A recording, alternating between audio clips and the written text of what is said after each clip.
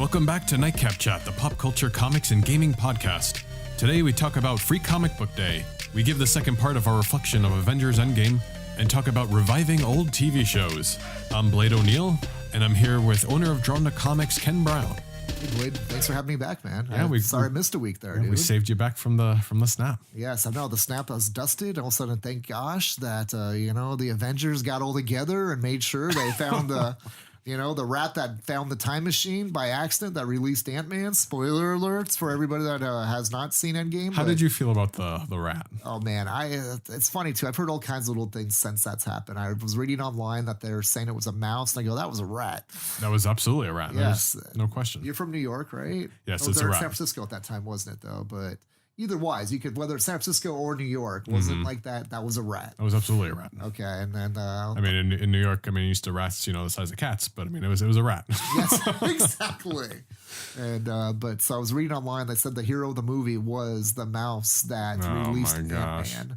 Sure. And I'm going, symbolism. I get it. You're saying Mickey Mouse saved Marvel.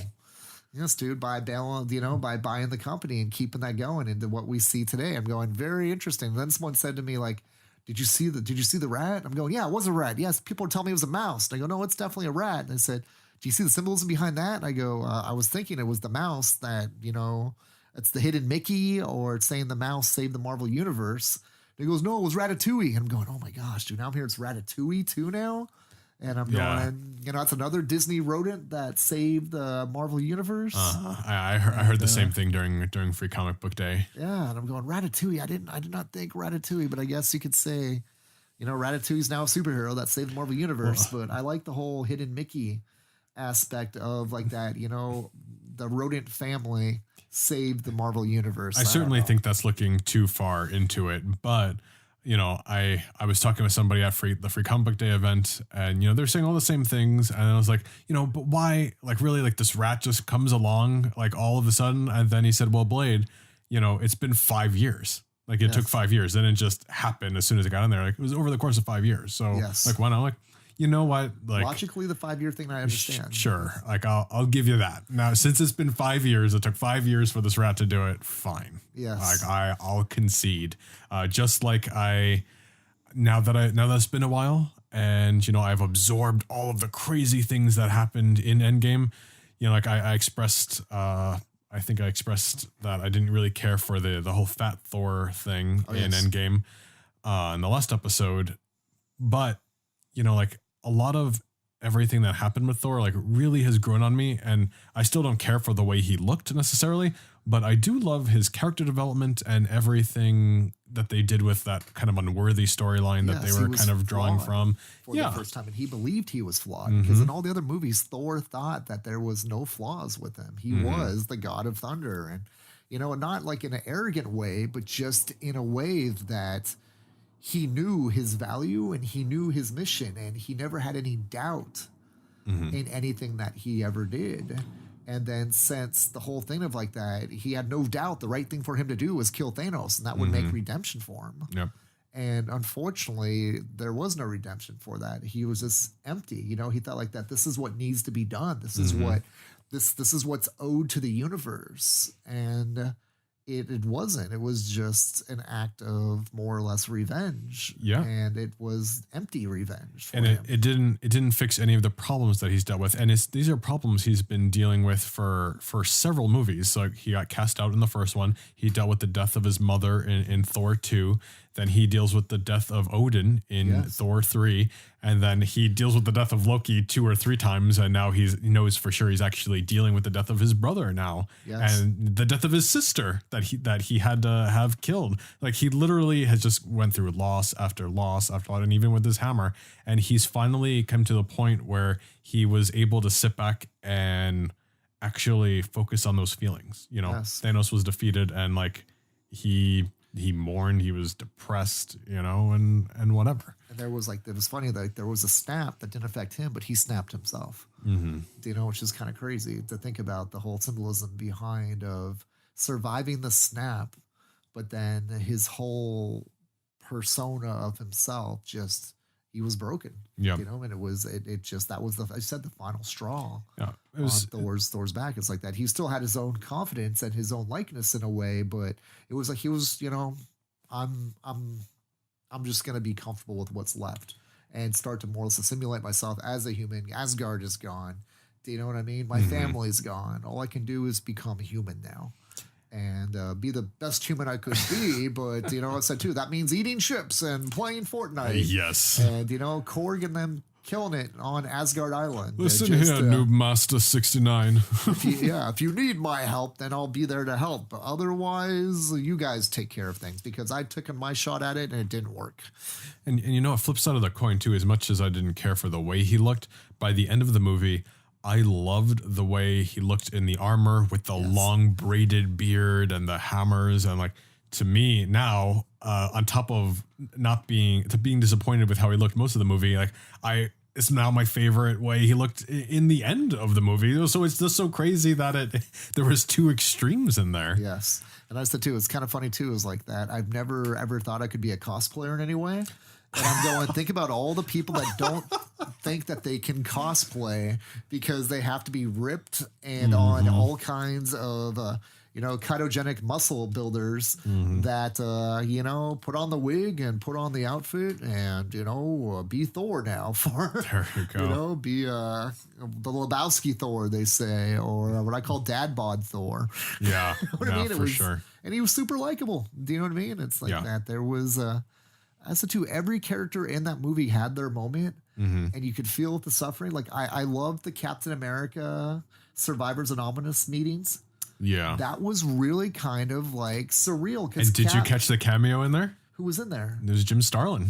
Jim Starlin was Jim in Starlin there? was the guy at the... He created Thanos. Yes, he dude, was. I totally it was missed him and that. the Russo brother talking to Cap. Oh, dude, that's epic. I can't believe you missed that. I just didn't think. I thought there was just extras they threw in there just to make that scene. Like these are leftover Americans. Nope, it's Jim Starlin. Yeah, dude. And Steve, you know, was totally able to relate of being all of a sudden uprooted from everything that was normal in his society and brought into a whole new society and trying to figure out how to survive. Yeah. And so it was really kind of symbolic where Cap feels like now he was led by modern day society. Now he could bring a simpler time back to help people through a new, simpler time. Yeah, because he's already gone through like not having the world with you anymore. And the change is going to happen. And how do you adapt to whatever the world throws at you? Absolutely. And I thought it was a beautiful moment for Steve Rogers trying to be like that leader in a new way. And almost like a motivational speaker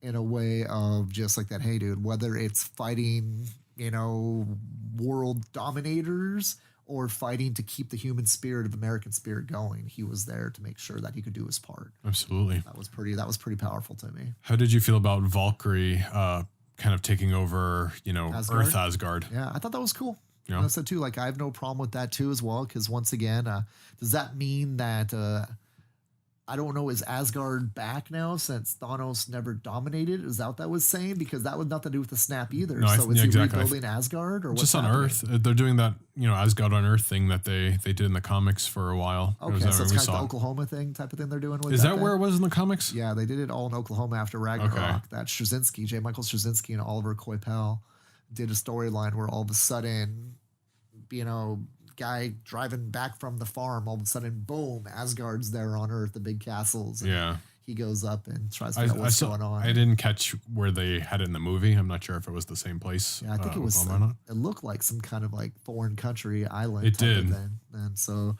wherever they want to put it, it's awesome as long as it makes good sense of what they're doing from here with it. Yeah. I did like how Thor went up into space with the Guardians of the Galaxy. I think there's some exciting adventures to be had there. And now there's rumors floating around that, we'll finally see like Beta Ray Bill. And yes. That would be awesome. Yes, dude, that would be awesome. There's someone else too they threw out there too with Beta Ray Bill. Yes. Quasar. Yep, that's it. Yes, dude. I was going, that's kind of cool to think about. There was hints that supposedly, James Gunn, right? Am I remembering the name right? Obviously, that he put up a Instagram picture of a VCR made by Quasar a few moments back. Is that where it came from? And that's where people are thinking, oh, why is he focusing on a Quasar VCR? What's this all mean? And so people are thinking that's why he put out that picture of that VCR because it's made by Quasar. Interesting. It's like an old defunct brand that's from the 80s. Yeah. Obviously, that's no longer here. And I thought that was kind of funny. Man, you guys are reading hard, but maybe that is his clue. Do you know what I mean? Absolutely. That's saying that this Quasar brand VCR brings back memories. You know, it's early in production because, you know, I mean, anything could change, you know, at this point. I mean, I know there is a script, but I mean, there could still be changes depending on what plans, you know, Marvel has for the future. Yes. But I remember there are rumors and even interviews that James Gunn was going to have Rom in the last Guardians movie, and I didn't catch that coming to fruition. So I mean, anything could change. It's hard because like Rom is actually owned by I can't remember, like Remco Toys originally, but another toy, I think Hasbro. Really owns the rights. Maybe that's what happened. Maybe like, oh, you know, we can't do this because, you know, Hasbro's acting a certain way. The good thing is that the Space Knights were Marvel created. Okay. And I don't understand like how exactly that works because it was Rom, a Space Knight back in the 1980s. But then maybe the same thing with like G.I. Joe is like Hasbro came to Marvel and said, here, give these guys life. Mm-hmm. And Larry Hama is more or less the writer of everything that's ever been G.I. Joe character-wise. He did the file cards. He wrote the comics. He wrote the cartoon concepts, and it was just his responsibility to develop the G.I. Joe universe. Okay. And, but I can't remember, there was another, I think Denny O'Neil, I'm trying to remember for sure at the time, in the 80s, was pitched by Hasbro. And then, you know, Denny talked with the staff there, and Jim Shooter and him decided, hey, let's see if Larry's interested. And Larry was all on board because I guess he's ex-military, a lot of martial arts background, and just more or less loved the fact of like getting the opportunity to develop these stories for these characters of G.I. Joe. Yeah. And but a similar type of thing too with Rom is like Rom being the toy, like whatever they had license wise that they brought was probably Remco, now Hasbro's. Yeah. And then the Dire Race, ironically, must have been something that was created by the toy line first, because when IDW started taking Rom comics again, the Dire Race were the main villain. And Dire Race were also part of the Marvel Universe, though, when Rom was part of the Marvel Universe, which I found that kind of weird. So there's now Dire Race, our multi-company thing. I wonder if like Angela. Marvel can't use them anymore since Rom's now using them at IDW since it's a Rom thing. But there was an X-Men issue that where Storm and the X-Men were attacked by our Dire Race, and Storm even turned into one in that issue. She was infected with it. So X-Men number 187 and 188. It's kind of interesting that there's the Dire Wraith invasion of the Marvel Universe. Maybe James Gunn got a little ahead of himself, you know, before going through the legal department, like, oh, you know, we actually can't do it. I'd be interested to see like where those movie rights are. Dude, the Space Knights would be epic though. Yeah. Do you know what I said too? It was like kind of like where the Glorians they had in Guardians 1 or 2, the gilded people. Gosh, I don't remember what they're called. I know it's just what you know, it stems from him and her. You know, I know we talked about this in previous episodes, and the cocoon that will unleash Adam Warlock, which I can't believe hasn't already happened, even though we set it up. And maybe they're saving that where he'll be a villain, maybe at first in the Guardians movie, and then transition him to be a good guy. And and it's just a shame that we didn't already do it. But I mean, you can't. Yeah, save some stuff for the future. Yeah, absolutely. I said too, I was like doing a Drawn to Comics podcast. And we were talking about how the Marvel Universe is, I kind of think of it as a 616 universe right now. Okay. But the Marvel Universe back in the 1980s, when they were doing like the Incredible Hulk, the Spider-Man TV show. Let me see too. What are some of the other Captain America movie that was the complete failure? Yeah. The Dolph Lundgren Punisher movie. The Fantastic Four movie. That's the timely era. Okay. You know what I mean? You had some good. The Hulk was the successful thing. The Bill Bixby, Lou Ferrigno Hulk is completely your Captain America comics back from Timely. Okay. And then you would kind of say the Spider-Man TV series had some success. So it was kind of like your All Winter Comics Invaders book. Okay. You know what I mean? It's Submariner type of mix on it. But then the rest of the stuff was kind of complete, never grab treading. Yeah. Do you know what I mean? Yep. And then all of a sudden the Atlas era happened, and it was all like, you know, started making a little bit of a comeback. There was more horror and romance comics, but it was kind of that lost generation of so with those magazines and movies. Yeah. It's like, or of the comics. And like, that's, I kind of consider, okay, that is your start of, comics started making a comeback though. Do you know what I mean? After the World War II era, you got to make ways like the funny comics and, the horror comics, the scary comics, not few Captain America, but the superheroes weren't owning Marvel at that time. It was during the Atlas era. That era kind of consider what's going on with the Blade movies, the X-Men movies. Absolutely. The Blade movies in particular are a wonderful example for that, because it's that horror genre that you started at that's still a little superhero, but it's something you're familiar and comfortable with already as a general audience member. And then in the modern era, Iron Man started the Marvel age of movies. Yep. Like 1961 Fantastic Four hit. And that started what is today still the current running Marvel continuity.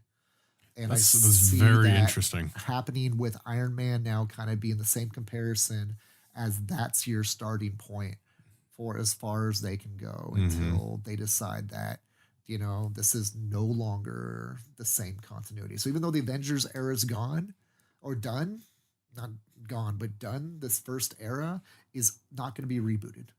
Yes. It's like you're not going to see like the other reboot like Spider-Man's had, the 3 reboots. Now the Spider-Man that's Tom Holland, that is your Spider-Man for this universe. You may see different actors, but the storytelling is going to stay the same. Yeah. And the different actors, we talked about this, I don't know if we talked about this before or not, it's like kind of switching out artists. Yes, exactly what we did. It's like John Byrne replaced Dave Cockrum, but the X-Men didn't miss a beat. Yeah. You know what I mean? It's like that. We already had it once with Ed Norton and, oh my gosh, dude, I just forgot his name. Don Cheadle. No, Don Cheadle. Yes, exactly, dude. With War Machine, but Ed Norton and the current Hulk. Mark Ruffalo. Yes. And there was not a beat missed in the storytelling. Yep, and everybody accepted it. As long as I think the story stays true, we'll be happy with whoever the actors are. And people could argue like, oh, this time travel, it's gonna mess everything up. It's gonna become messy, and like it's absolutely incorrect. What they've set up, what the comics have been doing forever, is making things complicated with aspects like time travel. The comics have time travel and alternate realities and multiverses, and they can mix. Yes. The seed has just been planted to be able to do crazy things going forward. And it's still part of the same story, though. Exactly. Absolutely. That's what I love about Marvel more. That's, with all due respect to DC fans and DC Comics, DC unfortunately has lost so much audience because they feel like they have to refresh their stories. There was a golden age story of Batman, but then when the silver age story of Batman started, they forgot all the history about that original Batman. That became the Earth 2 Batman. Yep. Do you mean? It's like, so that story's still going, but it's so sparse you can't read on a regular basis. Yeah. Do you know what I mean? And then all of a sudden, like, okay, when the silver age of Superman started, we invented Superboy, which were the younger era's stories of Superman before he was an adult. But then after Crisis, they started the Superman reboot where Superman never was Superboy. Do you know what I mean? And so there's no continuity from way back to when Superman first started. It's a shame because they've got great characters and great stories. Like, they are great run with characters it. and great stories. Run with it. But that's why I think it's happened in their movies too, though. Yes, do you absolutely. know what I mean? It's like that. They refuse, if they feel like they didn't do well, let's just scrap it and start fresh. Do you know what I mean? It's going to happen with Green Lantern again. Do you think so? Absolutely. I hope not. And it's I don't think that Ryan Reynolds' Green Lantern is going to tie into any storytelling. Oh no, it's absolutely not. Yes, and so you're going to have a new Green Lantern movie because they don't believe they can keep what happened with Ryan Reynolds going. Even with the new actor, you could still kind of keep that story going. I mean, they could have, but you don't want to. You want to start fresh. You want to start fresh on that. And I feel Marvel won't do that now, considering of what they've got established now. They hit their Marvel age. Yep. Do you mean the timely age was done? Fox had the Atlas age. Even if a movie goes bad, they'll keep going. Whether or not they'll make sequels or not, is still one part thing. of continuity. It's that Hulk that Ed Norton did. A lot of people didn't like it, but it's still part of that I continuity. don't know why, because I It's really not bad. enjoyed it. Yeah, I really enjoyed it. People didn't like the Abomination. They told me. I'm going, well, you can't have everything be perfect all the time. And Abomination wasn't too bad, but I get it. He was a little funky, but I mean it was only the second Marvel Cinematic Universe movie, and there was still a learning process, but it was just. You may not like slapstick, but that still happened in the Marvel Universe. Yeah. Do you know what I mean? And like that, and not everything's going to appeal to every fan, but if it doesn't appeal to every fan on that one movie, you can't scrap your whole plan. Yeah.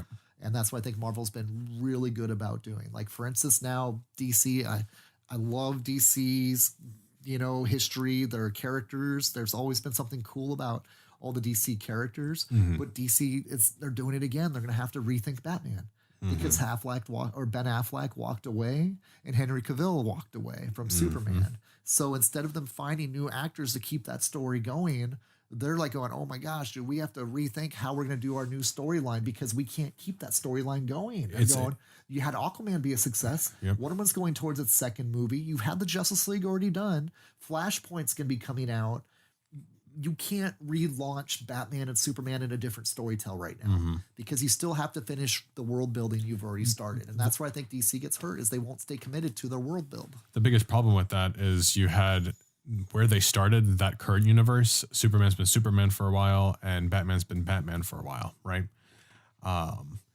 Wonder Woman came around in this age, this modern age. And, we've met her for the first time after Batman's been Batman for a while. So now you can't go back and have any of their previous adventures because we already established all their first meetings in the Justice League. Yes. You skipped a whole section of possible storytelling, unfortunately, which I get why they started with older Batman. Cause like we've seen his origins, we've seen the Superman origins, like how many times we're going to do the same thing. Yes. So like I get it, but I mean, the best way would be to go back on earlier stories to have a younger actor, but now you're going to lose your cash cow of Wonder Woman and Aquaman. Yes, because you're establishing good things going all of a sudden. And I said too, is like Flashpoint. I'm thinking in the back of my head as we're talking about this is, well, maybe I guess that could be their vehicle to kind of soft reboot. Yeah, soft reboot is like that. Okay, Aquaman wasn't affected by what was going on. Wonder Woman wasn't affected by what's going on, but Batman and Superman were because Barry went back and he met Bruce Wayne's father, and when he comes back, things are different. And I hope, it's like, doesn't need to be the same actor, I guess, at that point. And same with Superman too, is like that. You can say, oh my gosh, dude, I did make changes because Bruce Wayne became Batman, but this is a different life path Bruce Wayne took. You know what I mean? And Superman, it's, he could, I don't know. I said too, it's like that. You could do little mixture things in there where it's Clark Kent evolved differently with the Kents. That's it's hard because I said too that's the whole thing too is that defeating the purpose of making sure that the actor still fits without having to refresh the whole story. And I do hope that they just kind of like keep the story going. And as we said too, it works with Marvel of keep the story going and people will respect the actors as long as the actors are respecting the characters. Yep. And so I just, that's, I think would be something that would be very beneficial after thinking about everything, after seeing how 22 movies worked without a hitch of storytelling being affected. Yeah. And with DC, I think if they stuck with that, I think that would be the missing formula. And they started building it with, Superman versus Batman and actually Superman and then Batman versus Superman, then Justice League, then Wonder Woman, and now Aquaman. Yeah, it was too fast. Layers. Yeah. And they were trying too hard not to reinvent the wheel, with the way things crossed over, And that's which is comic unfortunate. storytelling. Comic storytelling is serialistic. Yeah. And that's too, like that. That's why I think the Christopher Nolan Batman movies work so well, is they were absolutely serialistic. Everything built off of the last movie. Yeah. You know what I mean? It's like that. The Ra's al Ghul came in to be the villain to help out Bane at the end of that third movie. Oh, I see what you're saying. Do you know what I mean? It's like that was set up in the first movie. Okay. And if Heath Ledger didn't die, I think Heath Ledger would have had a major role in the Bane storyline. Interesting. They kind of switched over to Scarecrow because rather than it being Joker. But I think Joker would have been that nice madman to be working with Bane inside of the City Hall where they took over City Hall. I mean, that would have been brilliant to see Joker, do you know what I mean? Being like the agent of chaos. They tried making Scarecrow, or they did make Scarecrow in that movie. And it was Bane. It was just I'm your mastermind behind everything here. Very interesting. And then Ra's al Ghul coming out of nowhere and saying, actually, was it Talia? Yeah, Talia al Ghul. Like that, going full picture of everything like that. Hey, it's like, I'm sorry, not Rosh, but Talia being like the whole executing my father's plan type of thing the whole way through. Yeah. Yeah. It was a good way to end the trilogy. and yeah, obviously they were expecting to reboot Batman. So, so it was unfortunate that we didn't get to see Robin or Nightwing, play out, even though that was an interesting way of going about it for sure. Getting every mix of a Robin into one person. Yeah, right, exactly. Detective Jack Drake was it or something like that? Or? Blake. Gosh, I don't remember. Yes. Anyway, we just had Free Comic Book Day last weekend. And, oh man, what a fun event! Yeah, that was. Free Comic Book Day was a blast this year. As always, it's kind of I compare it to getting ready for your first day of school, going into freshman year of high school. Okay. Do you know what I mean? Try to make sure you have everything lined up. It's like that. Okay, do you know where your friends are going to be at lunchtime? Mm-hmm. Do you know where your classes are going to be? Do you know where your books? Do you have all your books ready? Do you have enough pens and pencils ready to go? Mm-hmm. Do you remember where all your classrooms are at? Mm-hmm. And it's kind of everything builds up to that day, and then you go. And everything works out so much easier than you expected. Yep. No, it went incredibly smoothly. We just showed up. We went over. We were trooping for the 501st at the booth there, but that was a lot of fun. We handed out stickers to the kids and some adults too, and little bookmarks. But I mean, it was just excited to see passion coming up in the future generations for the fandoms. Absolutely. I mean, it was great. We brought in a magician that was a local customer of ours. Mm-hmm. And I said to you, okay, it's something we haven't really tried before. But he tied in comics to his opening act. How fun. So my first comic books was 10 cents. And I opened up and there was, nothing in it. And it was like a blank coloring book type of thing. The coloring book trick. And I started saying, you know what? I'm going to start comics are all about imagination. So I looked at it again. And there was pictures. And then also too was like that, like these pictures and everything too, they started giving it more life.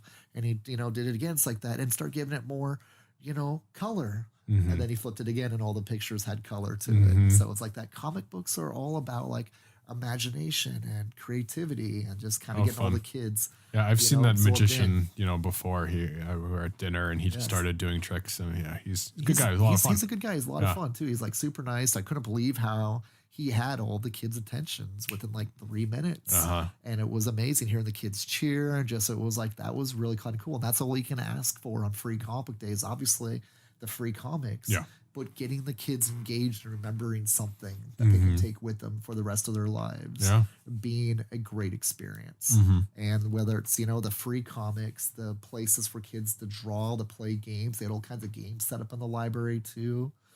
We had a children's comic book reading by Sean Sauter. Mm-hmm. That was amazing too. The library was the most accommodating crew of people that I've ever worked with. I mean, Sean had a projector screen he wanted to use to project the comic onto the screen to read along with it. Uh-huh. And unfortunately, the lighting was too bright. So they brought out an LED screen TV that he could hook up his iPad, connect it with that satellite or what Wi-Fi wise. Uh-huh. And it looked beautiful. Nice. And something too. That's a great touch on it. We had podcasts going too. Mm-hmm. There was 5 different podcasts that got to do the first megacast, which I thought was kind of a cool idea that we came up with over the past month. It's I love Super Bowl Media Row.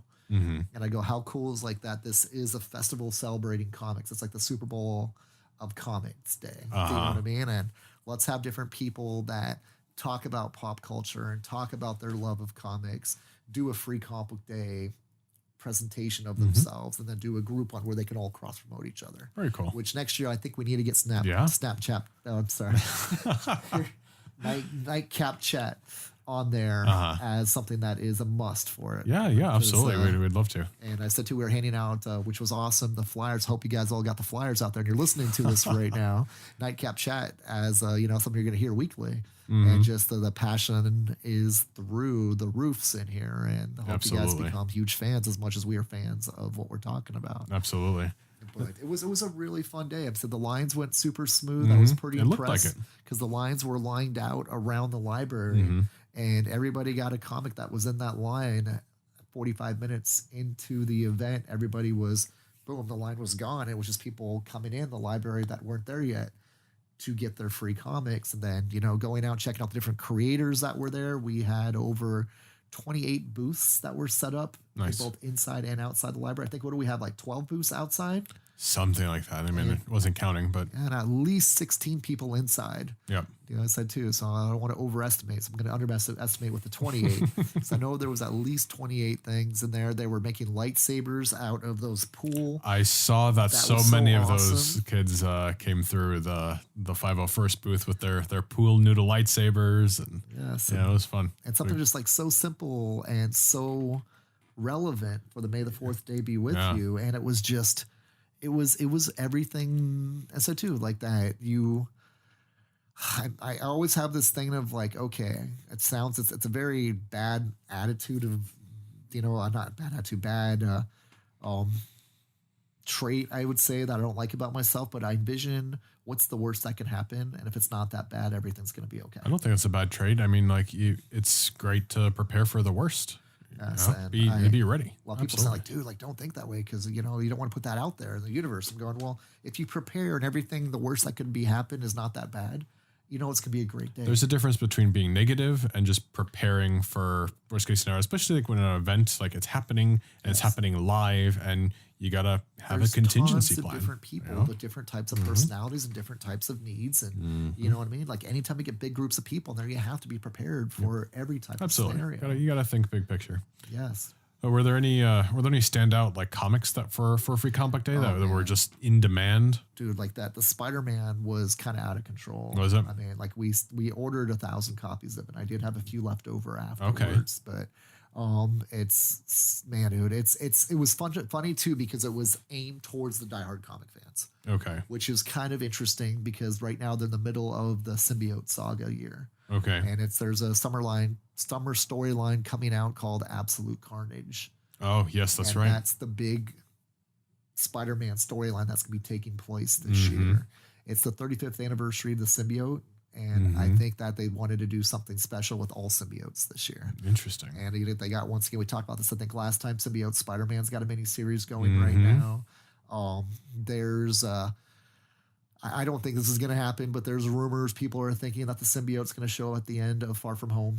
I pulled that out a couple episodes ago. Did you? Okay, cool. I don't know if that's a possible. I haven't seen anything. I've been looking all over for that because I'm a huge symbiote fan. That's what got me into comics. That's what I'm talking about. Yeah, no, I know. But that would be epic. If crazy theory. I don't expect it to happen at all. But just this is the year to do it, though. Right? Absolutely. Yes. But just seeing that black suit made by Shield, I just thought it'd be an interesting twist at the end that the Venom suit was incorporated into the cloth, and they're somehow like keeping it under control from shaping the way it wants. You know what I mean? Like kind of as almost like a reference to like the Agent Venom, like the way that looks. Because the Venom movie's now done, and the government could have taken a splice. Sure. And started genetically engineering like they did for the Agent Venom thing. So there's going to be an Agent Venom TV series too coming up, from what I understand. Really? Yes, that's what I've heard. That they announced that they're. Oh, I didn't hear anything about that. It's going to be an animated show though. I don't know if that means is that a Disney Plus thing, or I think so. And interesting. I heard nothing about that. Going to be something that is in development was like an Agent Venom animated TV series. Interesting. So I don't know if that's going to be on Disney Plus, or you think it would have to be because they got their whole connection now, Sony and Marvel. But there was an announcement, and maybe it was an April Fool's thing, or I don't think it was, but on the internet there was an announcement about the Agent Venom animated series based on the Flash Thompson Venom. Yeah. And I go, that's interesting. So, but it is the year of the symbiote, and I don't know what that means by the time it's all said and done, because it's already passed, because it was introduced in January of 1984. And so I said too, is like there was an 9-month window, and then obviously actually the whole year by the time Web of Spider-Man #1 came out in the December of 1984. They already had the costume done, storyline was done. Interesting. And then eventually they decided, David Michelini said, hey, that symbiote is something we could still bring back as a bad guy. And Spider-Man was wearing a black cloth version of the suit until obviously the David Michelini, Todd McFarlane, 298, 299, 300, and people consider Web of Spider-Man #18. David Michelini says, yeah, that was part of the tease for Venom coming. It was Spider-Man being pushed in front of a train and a spider sense not going off. And that was kind of the evolution leading into Venom. Interesting. And then by issue number 299, when he scared the heck out of Mary Jane waiting in the house. Hi, honey, I'm home. Type of thing. Yep. One of the grin thing. First time you see Venom on the page of a comic. And then the next page of 300, the opening page of Mary Jane shivering in the corner when Spider-Man, her husband, does walk in. And it's like, no, leave me alone. It's like, what is going on? She takes off his mask and it's Peter. And she finally starts like, oh my gosh, Peter. It's like that. I don't know what it was, but it was, it was you. But you grew a smile and it was just, she was freaked out where he never felt comfortable wearing the black and white suit except for special occasions after that. And Venom was the true villain symbiote. Yeah. After that. And what other villain would be great to see for a third Spider-Man movie, for the third installment of this new Spider-Man trilogy? I think that would be Venom. Venom or Green Goblin, Yes. So I mean, let's save Green Goblin for like, a second trilogy, kind of a thing, and like let's have a proper Venom Spider-Man story, which I mean, and almost like I love the reverse thing like they would be doing with that is like Venom, Eddie Brock had the suit first. Type of thing is what they established in the Venom movie, and he kind of that was Sony's Venom movie, so I mean there's nothing. Is that part of the same? Nope. They're not using that part of Tom Holland's continuity at all. Nope. Or okay, because that's something too. You think they would still try to figure a way to work that in? I mean, because that would be kind of cool if like that, where you have Eddie Brock and the suit feel like your cheap knockoff what you have on your suit. That would be interesting, but I mean they've already said that like it has nothing to do with anything, which is just unfortunate that they did do the Venom movie, and not to kind of recreate the wheel again for the Spider-Man side of it, especially with the symbiote being such a major focus this year too as well. But yeah, that would be epic to see where they go with it and see whether or not they're going to have the symbiote Spider-Man be part of the Marvel Cinematic Universe. I would freak out, that for sure. I know. If they do it right. I think you'd be excited to see just a more proper looking black suit Spider-Man than anything we've gotten so far. Hear what I used to call the Spider-Man 3 Spider-Man? What is that? I used to call that the Spider-Man Valdez because it looked like an oil spill just happened. You're absolutely right. It was just a red and blue suit with like someone looked like that. He was one of the poor birds in the middle of the ocean that just got drenched with oil. Oh my gosh, that is hilarious! I never heard you say that. That's hysterical. The Spider-Man Valdez is what that Tobey Maguire Spider-Man 3 symbiote was. It's like so horrible. I apologize. Yeah, I didn't know about the Agent Venom show. I did see that they announced the Ghost Rider and. Yeah, those were the live actions, Hellstrom, right? And Hellstrom, son of Satan. That would be freaking awesome. Now, is that going to be 2 separate shows from what I read on it? Yes, cool. on Hulu. Because I was picturing in my head when I first read the article, like how cool would it have been if it was in the same show? The Dodge Charger, almost like a mix between Supernatural and Dukes of Hazzard. Yeah. You know what I mean? Like where the 2 brothers in Supernatural going and fighting all these supernatural villains. I wouldn't be surprised if this didn't cross over because it seems like they're too similar of a genre to not have to be thinking like, oh, we're going to cross over this with, I don't know, who knows, That'd be awesome to see like a Supernatural crossover episode with with Ghost Rider type of thing or Vanessa to Hellstrom. Yeah, that's true. The Ghost Rider Hellstrom teaming up together, you mean? Yeah. Okay, yes, dude. I was thinking like a Supernatural crossover with them and going, can you imagine how crazy going? Yeah, CWWB and going, I guess they can't do that. Damn, that would be awesome. No, that's kidding, but they should do a crossover episode with Ghost Rider and Hellstrom. It's a natural fit with each other. I don't see why they wouldn't, especially if they were now announced together.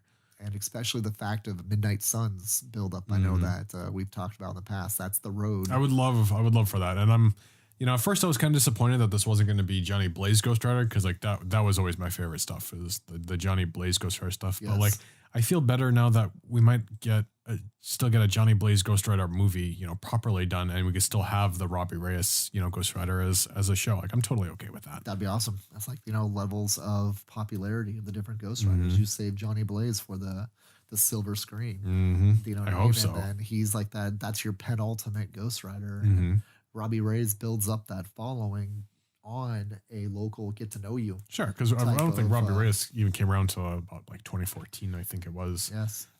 So I mean, he can stay on Stevie's show. Give me Ghost Rider like on as a movie.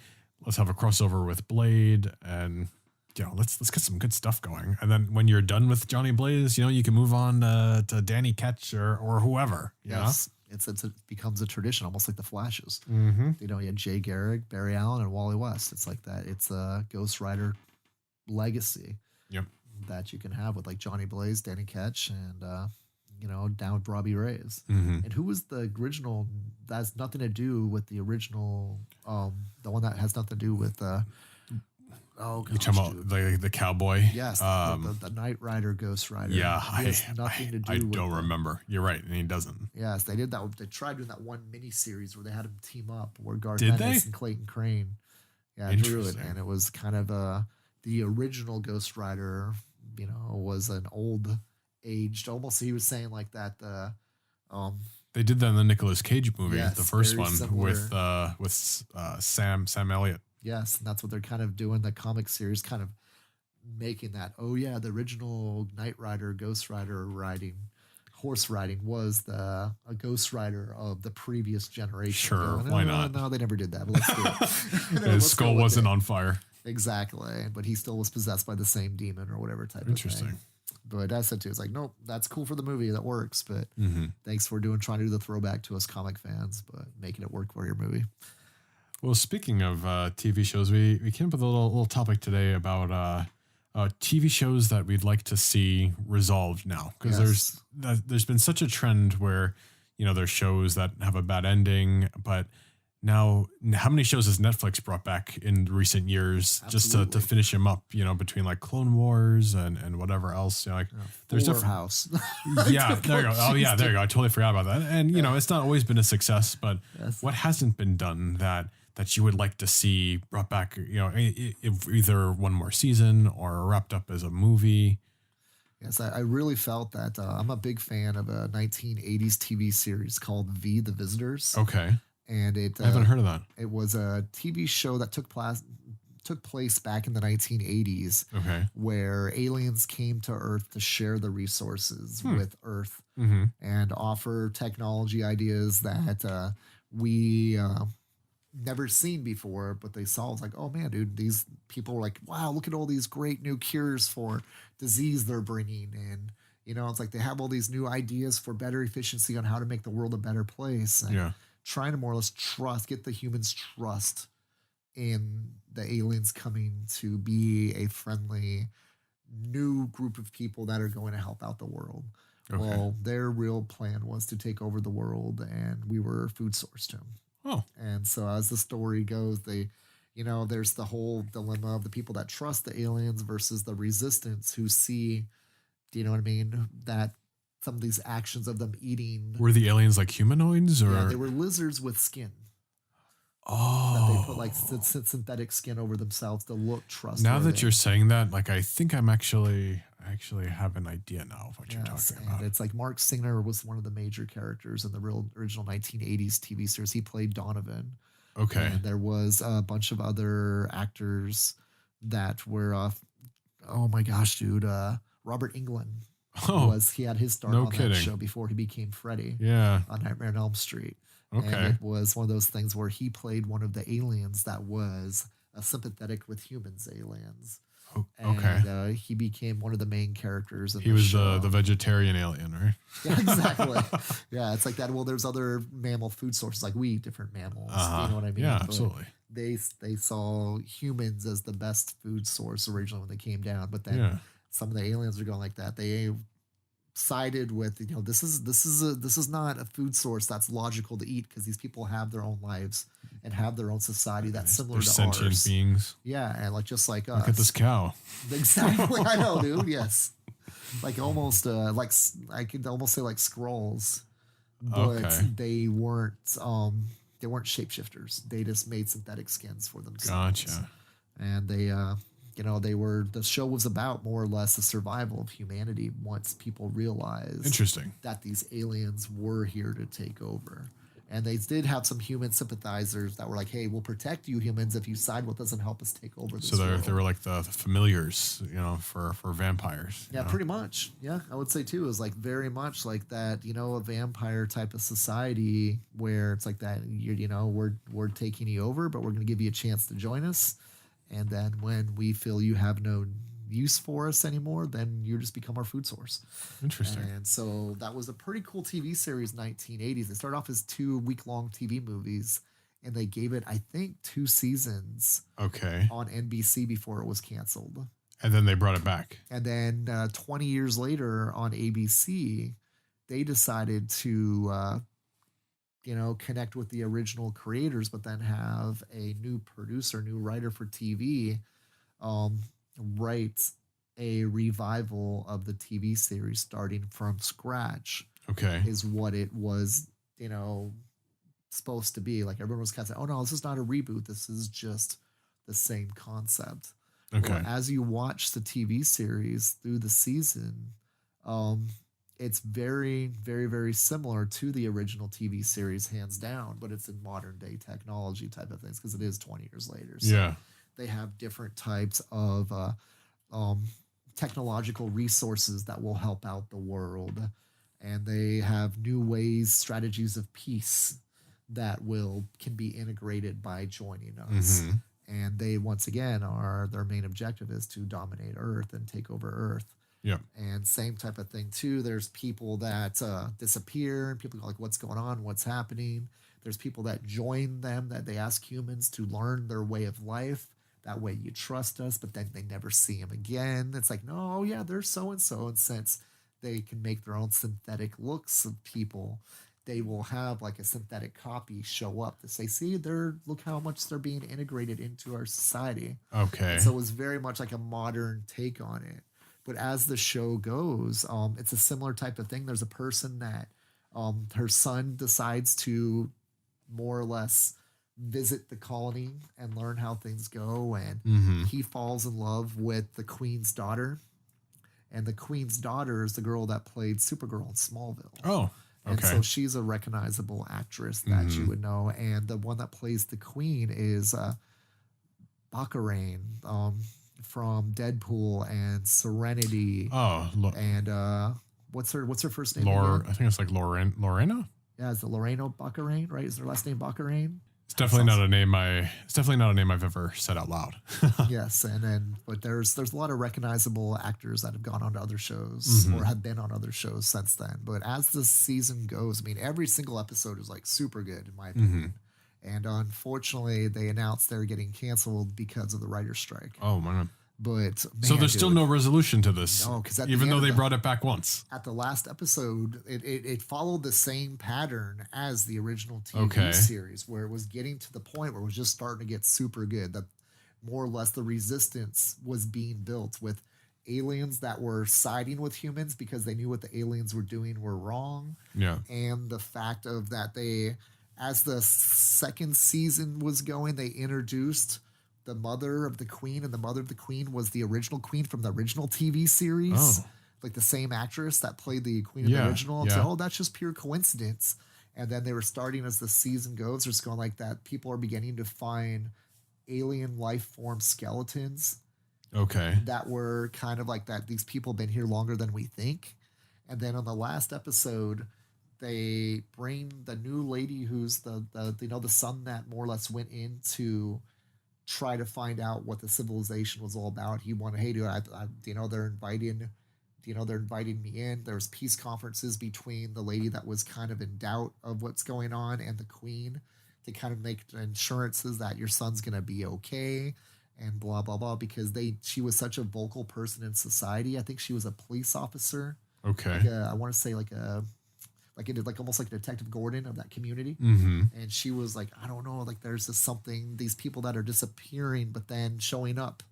Do you know what I mean? It's like that something's not right. And she believed it was the aliens were not true intentions, were not good. Yeah.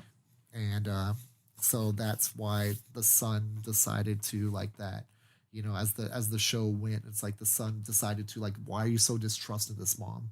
Look, all they're doing is trying to bring us good things. Look at this gift they gave us. Look at this type of thing for society they gave us. And eventually the son does get killed inside of the thing. And, it's like that. It's, he does become a sacrifice in there, even though like he was kind of making it seem like that they were going to keep him around as a go-between the humans and show that there is this thing, and then they had to have the clone of the son be showing up in the show. And it was interesting, like how they kind of like just the dynamics of it was very Skrull-like. Yeah. Do you know what I mean? Sure. And that was kind of like a very, very cool story tell. And then on the last episode, it's like you're getting these little bird seed things. Like I think this is connected to the original TV series back from the 80s. And then on the last episode, some of the aliens kidnap the leader of the resistance colony. Okay. Of the humans that are like, I don't know. Do you know what I mean? This is not right. And they take her down to this underground base, and it's people watching everything going on in civilization, both aliens and humans, and they introduce them to their leader, and it was Mark Singer, the leader of the resistance from the 1980s TV series. Okay. And that's how the series ended. Oh. And I'm going, are you freaking kidding me, dude? Like, this is like, do you know what I mean? You pretty much told me that these two shows connect together, and there's still people that doubt the two shows connect together. But that third season would have explained all the connections. Yep. Do you know what I mean? That's what they were setting up there. And unfortunately, since the writer's strike happened, they canceled the show because they didn't renew it.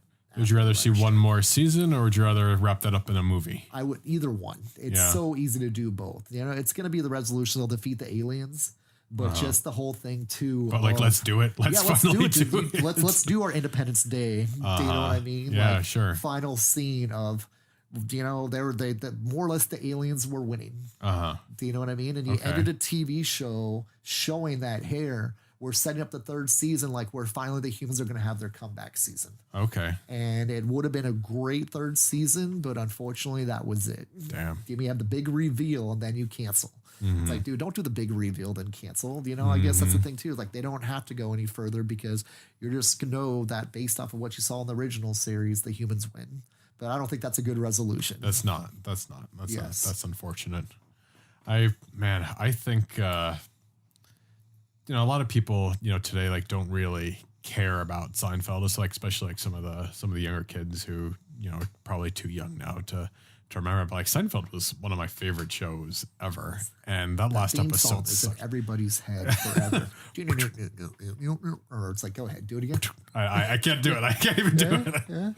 But I don't know. I love Seinfeld. I don't know. I guess, maybe you can do like one more movie. They're all older now, but, as far as I can remember, like, they're all still around, maybe, just like Entourage had a movie, like, maybe we can do like one more movie. Cause I mean, ending with them all in jail, like that sucks. Yes. That was such a crappy way to end a show about nothing, is have them all go to jail and have be consequences for all this nonsense. Like, I don't know. I thought that was silly. Yeah, it's a great ensemble of characters. As I said, too, talk about characters that just fit together so well. I mean, there's very few shows, I think, that have caught that chemistry. Like Friends did it really well. Yeah, absolutely. And right now, Big Bang Theory is a super popular one that is about that chemistry of just people that are going to be remembered forever. Yeah. I mean, Community's close to that, too, as well. Sure. I mean, I've watched a little bit of that. And it's just like, TV shows that they're not all family members, but they feel like family. Cheers was my favorite one growing up. Okay. And it's just like Cheers was part of the foundation for what I wanted my business to be like. Okay. It's like, you want to go, everybody knows your name and you never feel like you're not welcome. And that was totally Drawn to Comics Foundation. There was like that. I wanted to build the place that wasn't just a business. It was a community that you're part of. Yep. And Cheers, and ironically, I'm probably going to be hated for saying this, but Starbucks was the other thing that was a business model plan besides comic books for me. Because when you walked into Starbucks, once they start to get to know you, I was working at Scottsdale Fashion Square at a Macy's at the time, and there's how many stores inside of Scottsdale Fashion Square? At least, would you say 150 stores? Whew.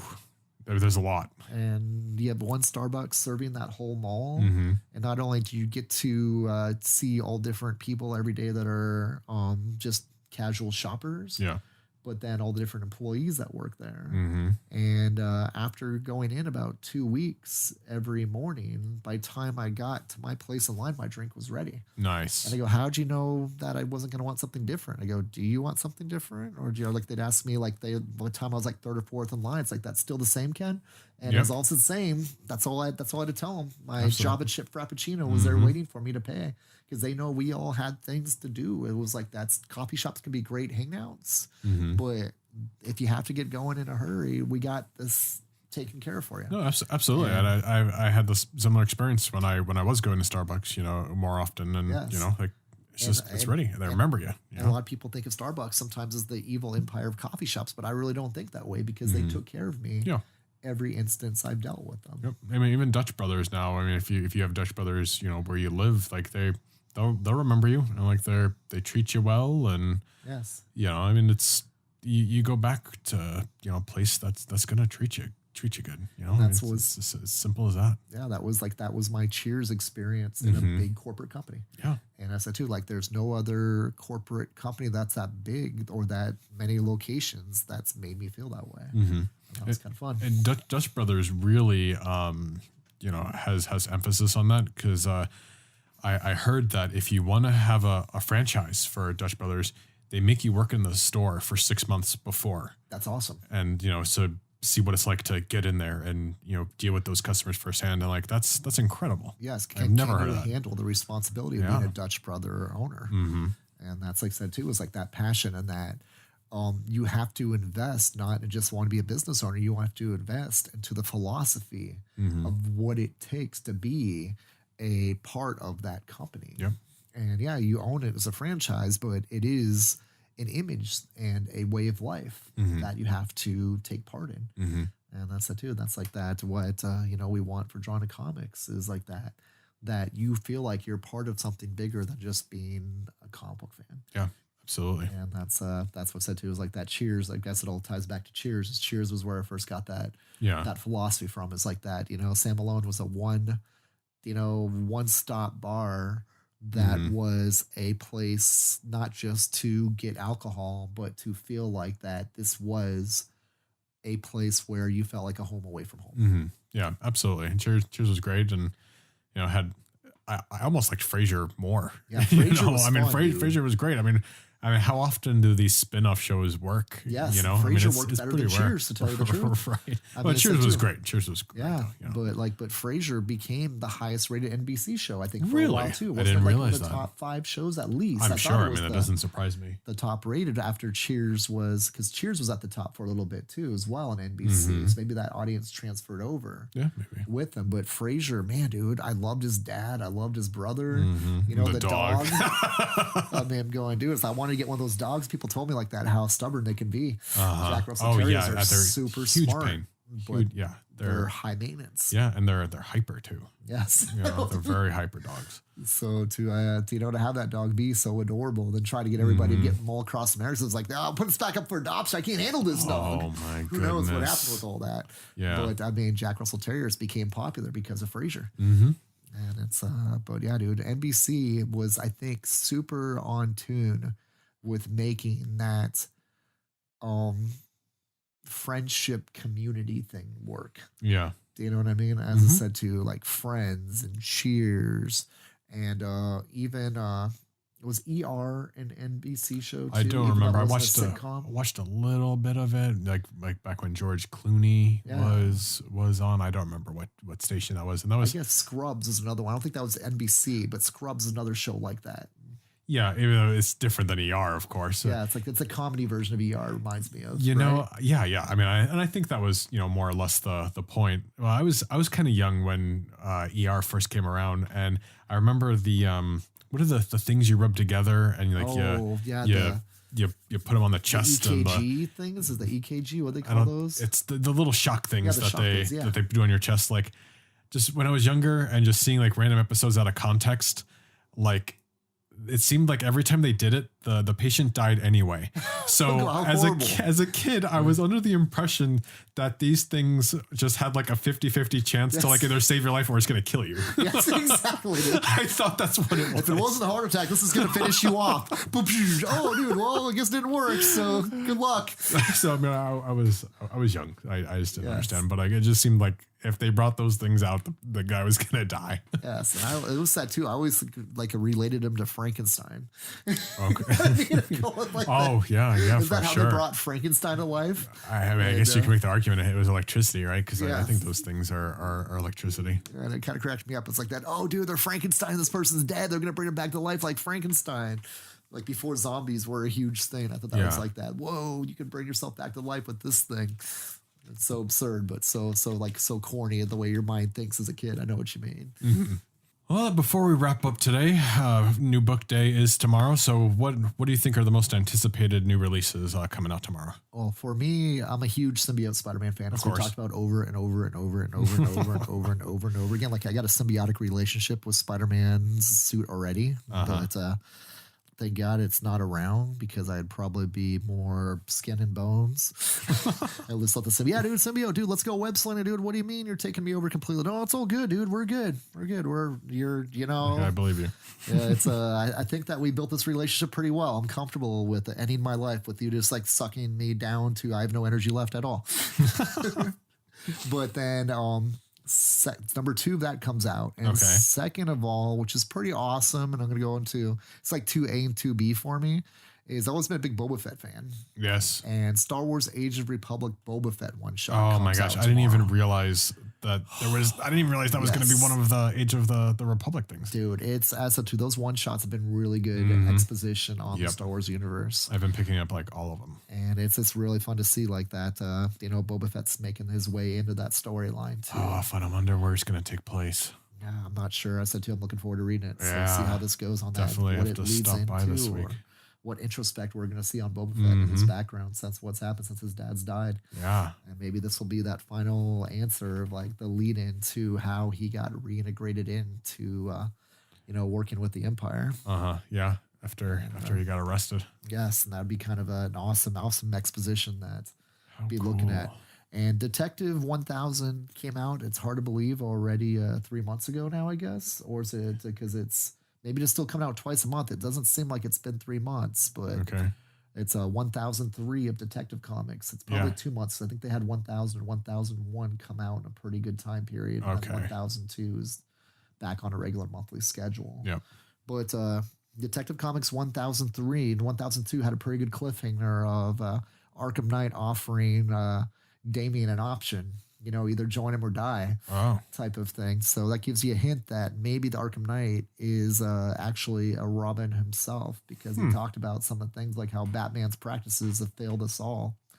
Interesting. And so everyone thinks it's Jason Todd because that's what it was in the Arkham Knight video game. But Red Hood's so strong right now as a character in the Red Hood and the Outlaws. And Red Hood the Outlaw right now is what they're doing with it, since Bizarro and Artemis are off in another dimension recently.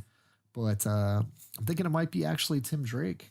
Okay. And that would be an interesting swerve on everything, because he's been going in and out of more or less dilemmas since this whole DC rebirth started. I mean, he was kidnapped into the prison dimension. That was part of the Martian Manhunter Doomsday Clock storytelling of getting pawns off the road so they can make a clear takeover of the DC universe.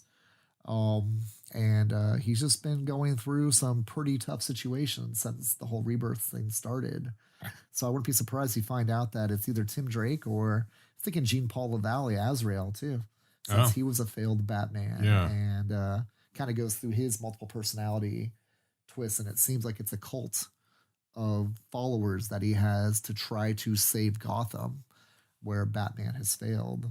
And so that's interesting to see like that. Is this going to be a Robin or an Azrael situation? And who is the new Arkham Knight? Because they promise it's different than the video game. So that's kind of interesting to me. Yeah. So I love about Batman is the detective story. Can you reveal it before, or can you guess it before they reveal it? Interesting. Yeah, how fun. Those are 3 top things that'll be on my list. And I said too, there's all kinds of other things coming out. Looks like they're going to do War of the Realms, Journey into Mysteries coming out number 2. Oh, here we go. The new War of Realms. Forgot about this. New Agents of Atlas comes out tomorrow. It's a brand new Agents of Atlas team, and they are all different superheroes from the Asian continents forming a super team. So Amadeus Cho's going to be part of it.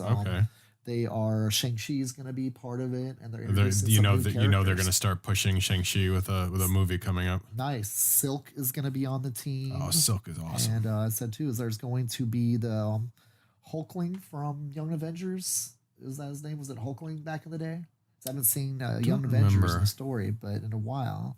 But they fun. are going to be introducing some new characters here too as well. Oh, cool. So that comes out. There's a lot of buzz on that book too as well. So if you are interested in reserving, I probably would do so because there's a lot of buzz in the speculation market about that book, since there's a few first appearances in there being a super hot book. Yeah, I might have to even grab one of those. So All about those first appearances. Those are the biggest things I think you guys need to take a look out for. And there's always else something else that comes out. You know, Wonder Twins, Wonder Woman, X-Force, all kinds of awesome stuff. A lot of True Believers. They're doing first appearance of Colleen Wing, True Believer. Okay. Which are always reprints of Hot's books from the past. Interesting. They're doing it with after the cancellation of Iron Fist. It's almost like a day late and a dollar short. Yeah, there. I'm not sure what's going on with that. Maybe they're trying to keep you guys in mind when I know in 2020, right? Isn't it that when Marvel gets the rights to produce those shows again? Yeah, probably. But then we're trying to keep it fresh and interesting, or keep people interested, I should say. That is the goodness, at least, plus a lot more. So definitely check out drawntocomics.com on our new releases, new comics. And I'll give you a whole list of everything coming out this Wednesday or tomorrow. Yeah, look forward to grabbing some of those. Ken, thanks for joining us this week. Always. It's been a lot of fun. My favorite highlights of the week. It's coming to do the Nightcap Chat with Blade, dude. Well, with you. Like I talk about third person. With you, Blade. Not with Blade, with you. And don't forget to tune in next week. We've got some more awesome things planned and some more engaging content coming up. Thank you guys for listening, and we'll see you next week. Thank you for listening.